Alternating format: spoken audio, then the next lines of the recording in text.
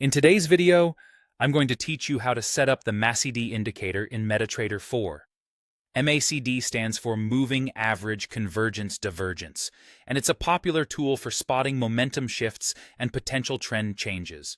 By the end of this walkthrough, you'll have MACD on your chart with the standard, widely used settings and a clear understanding of what you're looking at. First, open a price chart you want to analyze. In the Market Watch panel, find the instrument you're interested in and right-click it. Choose Chart Window from the menu. This opens a fresh chart where you'll add the indicator. If you already have a chart open for that pair, you can use that one as well. The steps are the same. Next, add the MACD to your chart. Go to the top menu and click Insert. Hover over Indicators, then Oscillators, and select MACD. This brings up the MACD settings window where you'll choose the parameters and how the calculation is applied.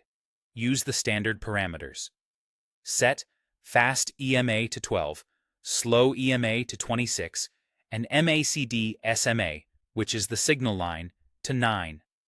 For Apply to, choose Close. These are the classic defaults because they balance responsiveness and smoothness for many trading styles. Here's a quick breakdown of what these mean. The fast EMA at 12 reacts more quickly to price changes, while the slow EMA at 26 moves more slowly, providing a steadier baseline. The MACD line itself represents the difference between those two moving averages. The signal line is a 9-period simple moving average of the MACD line, which helps filter noise and highlight crossovers more clearly. Applying the calculation to the close price tells MetaTrader 4 to use closing prices for each candle, which is the most common and consistent approach. Click OK, and the MACD will appear in a separate pane below your main chart. You'll see the MACD output displayed along with its signal line and a histogram that visualizes the distance between them. Expanding histogram bars suggest strengthening momentum, while contracting bars suggest momentum is fading.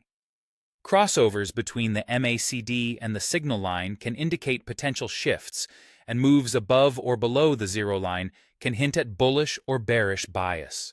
Remember, MACD is best used as part of a broader analysis. It can lag in very fast markets, and results vary by time frame, so be consistent with the chart period you prefer. That's all there is to it.